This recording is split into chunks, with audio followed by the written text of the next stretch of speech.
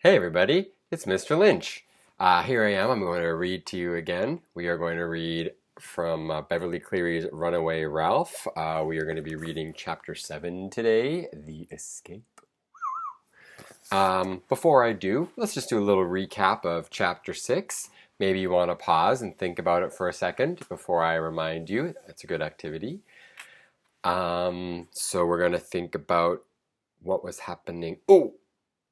Ralph has seen Garf with his motorcycle in his pocket. Katso's still out there. Max the dog, we don't know where he is. Chum is just being grumpy old Chum. We've got Aunt Jill, who I think she's our friend, but she seems to be everybody's friend. She's like a teacher. Let's keep going with Ralph. Oh, and I should clarify. In chapter 6, I said that Garf was the main character. Garf is not the main character. Ralph is the main character, but Garf is a very big part in the story too. All right, here we go. Chapter 7, Runaway Ralph, The Escape. Ralph was desperate to escape. His food supply was running low, and as Chum had predicted, Garf stayed away from the craft shop. Ralph ran around the sides of his cage, hoping that there might be an opening, one overlooked space wide enough for a mouse to squeeze through. There was none, as he had known all along. He pushed the door with all his strength, but he could not budge it. He ran on his wheel and hoped that it might, just once, take him someplace. But of course it did not. Ralph needed help. "Hey, Chum," he called over to the hamster, who was noisily wearing down his teeth on the bars of his cage. "You're a stretchy fellow. See if you can stretch over here and pull this door open." For once, Chum obliged by putting his shoulder to the bars of his cage, stretching his foreleg as far as he could, and reaching with his paw. He barely managed to flick a wire of the side of Ralph's cage with a toenail. Also, if you'd like to go back and look up the word obliged, that would be cool. It's spelled O-B-L-I-G-E-D.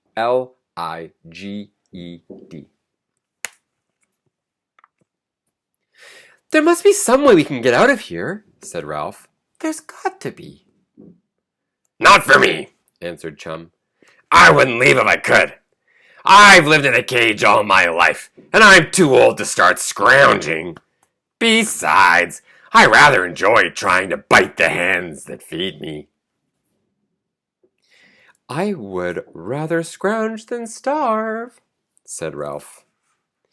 He still had a supply of food, but he pawed through some old sunflower seed husks to make sure he had not missed any edible bits.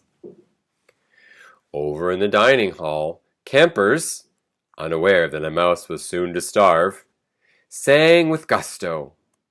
"The ants go marching two by two, hurrah, hurrah! The ants go marching two by two, hurrah, hurrah! The ants go marching two by two, the little one stopped to tie his shoe." As his food supply dwindled further, Ralph felt nervous and guilty. His mother had taught him to store food. The sight of the campers' mosaics made of dried peas and beans was hard to bear. He felt he would no longer object to a little dried glue on his food. So you might not remember, but a few chapters ago they talked about the craft shop. They use sort of dried food to glue and make sort of art with it, which actually might be a fun thing for you to do at home too. Ask your parents first. But now Ralph is seeing those art projects, and it's old food with glue on it, but he's thinking food with glue is better than no food. When Chum managed to toss an alfalfa pellet into his cage, he was humbly grateful. Ooh, that's another good word, humbly. H-U-M-B-L-Y. Outside his cage, the campers went about their activities unaware of the desperate mouse in the craft shop. Lana cradled Katso in her arms whenever she could catch him, and the smug look on the cat's face was unbearable to Ralph. Karen returned to paint her bleach bottle piggy bank. Everyone who passed her work table asked Everyone who passed her work table asked if her watch had been returned, and Karen, busy with her piggy bank, shook her head. Occasionally, Ralph's ears caught the familiar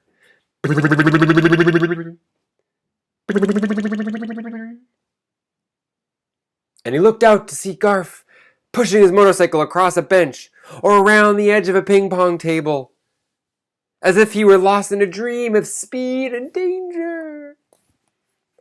The sight of his precious motorcycle made Ralph even more frantic for freedom. Frantic for freedom. Wow, he really wants out of that cage. And then to add to his troubles, there was still Katso, who had only been temporarily amused by the wristwatch, and who would sooner or later, Ralph was sure, return to the cage. Ralph felt thin, nervous, and run down. His cage was untidy even by mouse standards of housekeeping. I wish I knew how to stage a jailbreak, he confided to Chum. If there's anything I can do to help, let me know, said Chum, and cracked a sunflower seed he had earned that morning when he had stuffed his cheeks until he had fallen to the bottom of his cage. Ooh, you also might not remember, but the way that Chum has alfalfa pellets to eat, and he doesn't like those at all, and so he does this thing with the campers in the contest where he holds onto the bars, and the campers stuff as many sunflower seeds in his mouth as they can until he gets too heavy and he falls. And so Chum has just earned his sunflower seed. That's just a reminder from like a month ago. At rest period, Aunt Jill came into the craft shop to straighten supply shelves.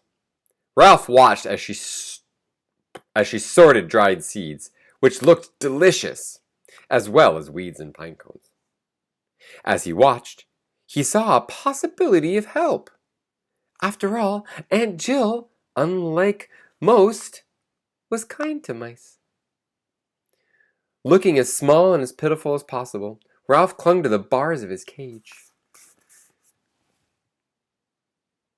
In time, Aunt Jill noticed him. "Hello there, little fellow," she said kindly. Ralph made his whiskers quiver.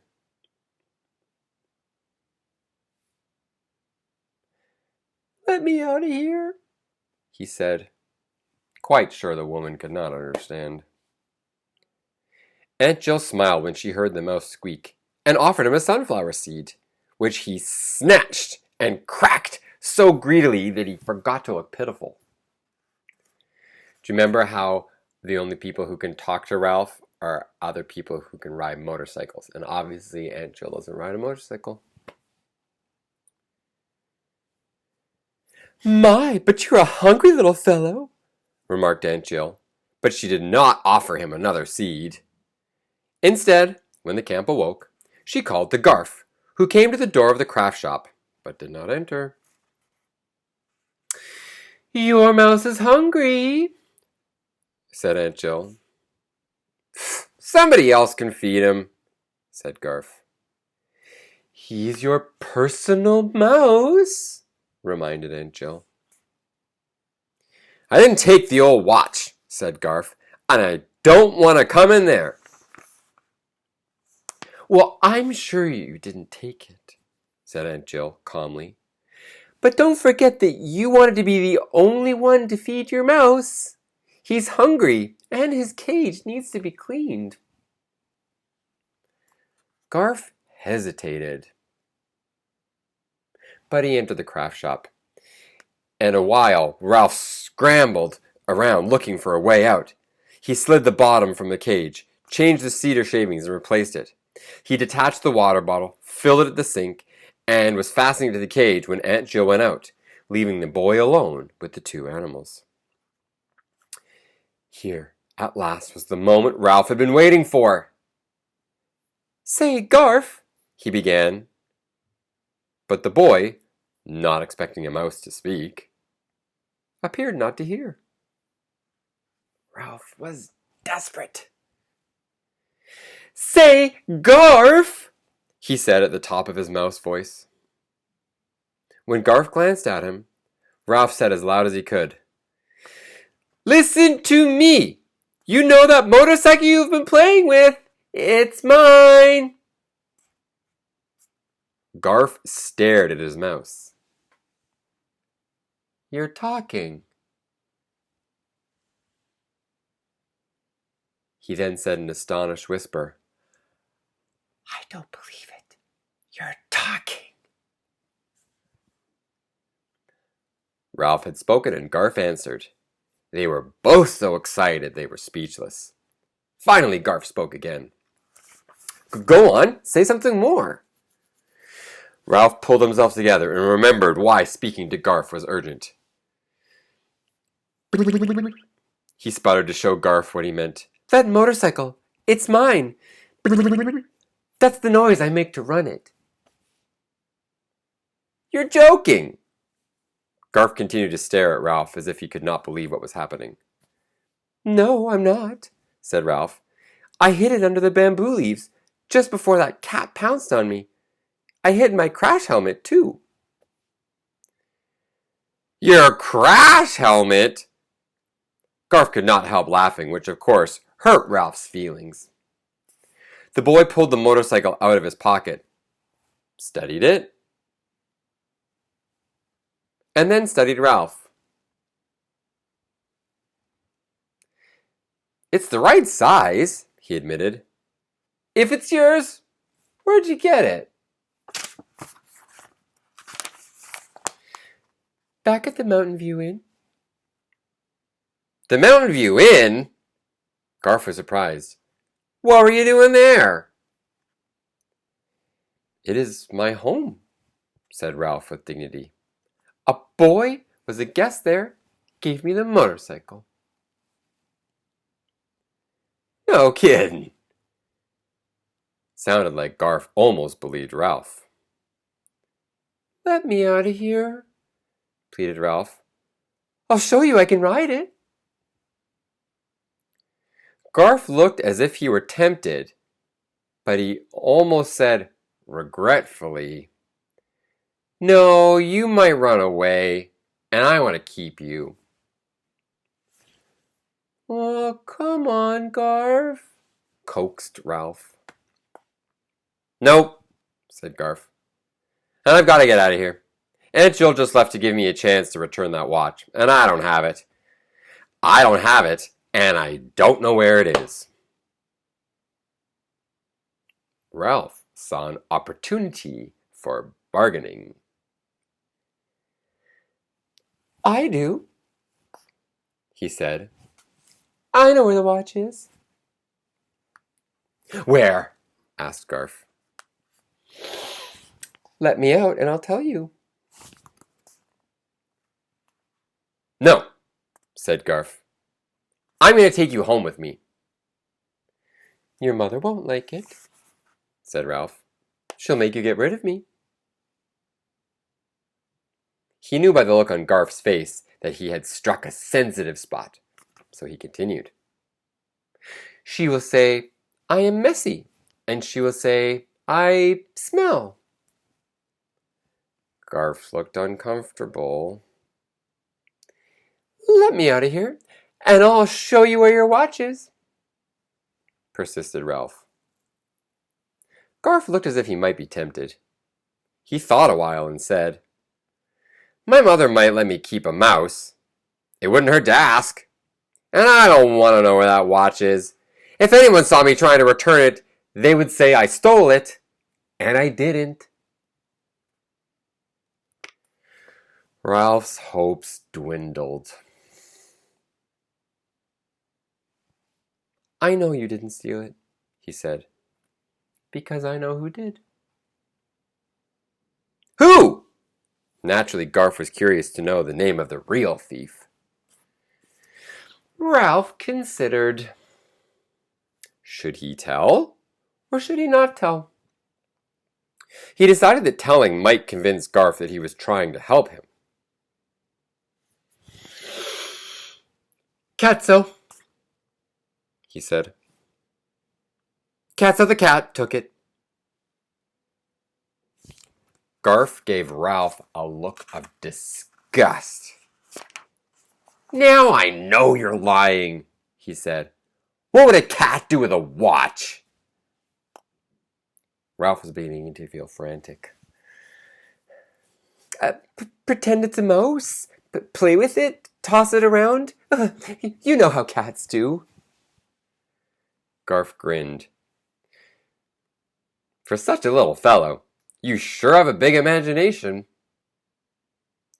"I'm not imagining it," said Ralph. "Catso took it. I saw him, honest." You just don't like cats," said Garth, and he started to leave. Ralph miserably sat back on his haunches. "Well, even if you don't believe me, don't forget to feed me." "Ooh, glad you reminded me," said Garth, and gave Ralph a generous supply of food before he left the craft shop. He paused by the bamboo where he had found the motorcycle, stirred the leaves with his foot, and he uncovered... Oops, sorry, I lost my spot. Too much leaf stirring with my foot. And he uncovered the thistledown-lined half of a ping-pong ball, which he picked up and examined. He glanced back in Ralph's direction before he put the helmet in his pocket and went to his lodge. In a few moments, Aunt Jill returned, glanced at the shelf beside Ralph's cage, and frowned slightly as if she were puzzled about something. Ralph settled greedily into his food dish. "I'll show that Garth," he thought, as he crammed the seeds into his mouth with his paws. "As soon as I get out of this cage, I'll show him." When Ralph's stomach was comfortably full, he took a long nap. By the time he awoke, the craft shop was empty, and the camp strangely quiet. A few chickens scratched under the walnut trees, and the kittens tumbled about trying to catch one another's tails. A horse whinnied in the pasture, but there was no one in sight. "Where is everybody?" Ralph asked Chum. "They've all gone down to the river for a swim and a picnic supper," answered Chum. "Peaceful, isn't it? I finally get some sleep in the daytime."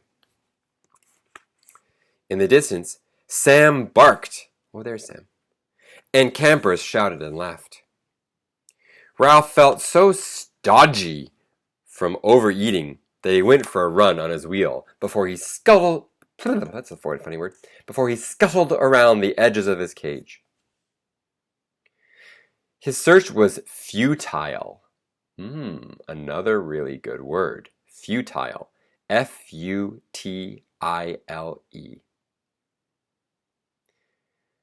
Garth had replaced the bottom and fastened the door securely.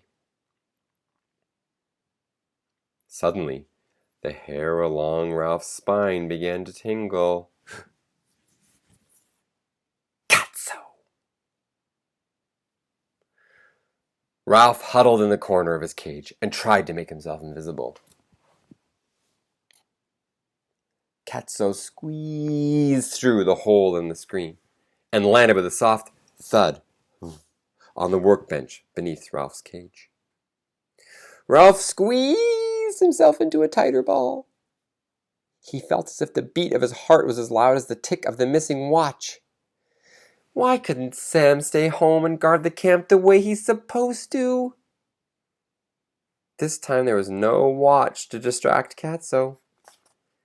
Catso stood with his front paws on Ralph's shelf. Catso sniffed the cage. Then he sat down and calmly began to wash. First his right ear, then his left. The suspense was more than Ralph could bear. Katso stretched out his left hind leg and began to groom his left hind foot. He licked with long, careful licks, combing his fur neatly towards his toes. Suddenly, Ralph had an inspiration. He was about to take a terrible chance, but with no one to protect him from a sneaky cat, he had nothing to lose. Anything was better than cringing in a corner waiting for that beast to wash and comb every hair on his body. Ralph took charge. He left his corner, sprang on his wheel, and raced so fast that he looped the loop. Woof, woof, woof, woof, woof. That activity caught Katso's attention all right. The cat sat there with his hind leg in the air and looked surprised.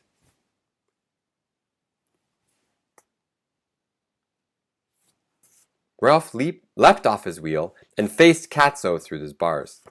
The cat forgot about his grooming and jumped to his feet and placed his front paws on the shelf and stared into Ralph's cage. Hiding his terror, Ralph stared back.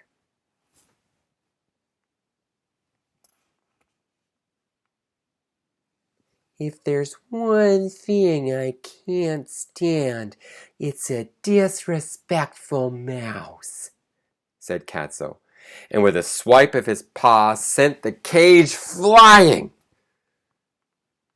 Ralph was prepared. He hung onto the bars and braced himself. Water splashed and seeds flew. One corner of the cage struck the work table, jarring the bottom loose, exactly as Ralph had planned. The cage bounced and landed on its side. Ralph sprang out through what had once been the bottom. This accident was his chance.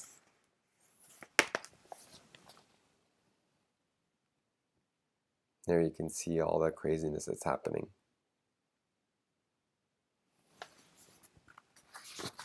Oh, I forgot there was one other picture that I didn't show you from earlier.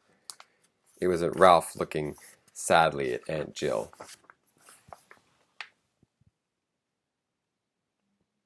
Aunt Jill, let me out. Okay, back to Katso destroying the place. Katso pounced, but before his paws could land on Ralph, he was thrown off by his aim by a sudden hissing sound from above. Startled, he missed Ralph's tail by the width of a whisker, which is very, very, very, very, very thin.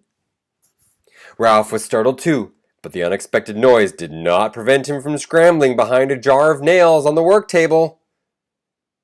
When Ralph got up the courage to peek around the jar of nails, he saw Katso staring up at Chum's cage. He heard the hissing sound again and knew that it must be coming from Chum. Good old Chum! Ralph hadn't known that a hamster knew how to hiss. When Katso recovered from his surprise, he was after Ralph, who dashed from behind the nails as the jar was sent rolling across the table. Crash! It landed on the floor and broke, scattering nails across the craft shop. Ralph left behind the supplies of beans and peas and hamster food with Katso after him. Jars crashed, bags tumbled, and spilled as they fell. Crash, bang, smash! Noise and flying glass did not stop Katso. Ralph left behind the big spools of lanyard plastic. Katso knocked over the spools and the plastic unreeled, tangling about his feet. Oh, that must be what this picture's about.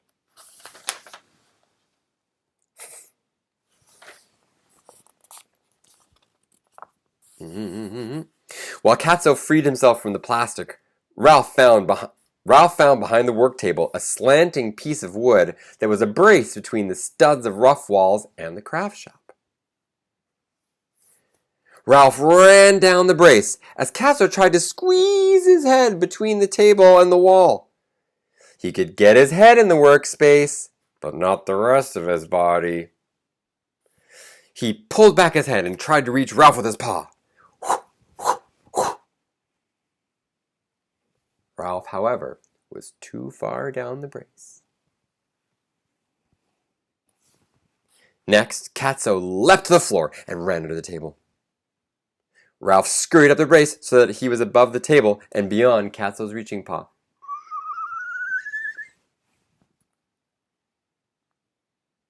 Back to the tabletop went Catso, and down the brace ran Ralph, once again beyond the stretch of those curved and groping claws.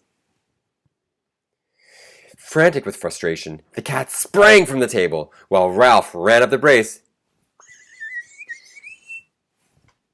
Once more Catso reached and stretched and groped.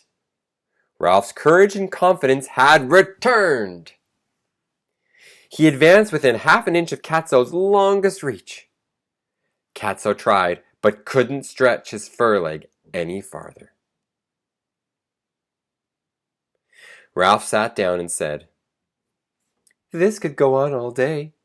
You might as well give up. You know I'm too smart for you." Catso, after one more effort to stretch further, withdrew his paw. Came up from under the table and picked his way daintily and disdainfully through the jumble of seeds. Ooh, disdainfully. There's a word. D-I-S-D-A-I-N-F-U-L-L-Y. Disdainfully. So I'll read that sentence again. Such a great word. Catso, after one more effort to stretch further, withdrew his paw, came out from under the table, and picked his way daintily and disdainfully through the jumble of seeds, nails, and plastic cord, as if the mess was beneath his notice. He held his tail proudly erect, but he did not fool Ralph. That cat had been defeated. Catso squeezed out the hole in the screen door. Ralph was safe and free. Now all he had to do was figure out how to get his motorcycle away from Garf, and he would be on his way back to the Mountain View Inn. In the meantime, he settled down to feast on all the seeds Catso had spilled for him. And that is the end of chapter 7. Before I forget, I didn't tell you how many pages there were in this chapter. So this chapter started on page 124, and it went to page 142. 2442. So you can do the math and figure out how many pages there were in this chapter. But chapter 8 is called Ralph Strikes a Bargain. So, we'll see what that bargain is next time. Thank you all for listening.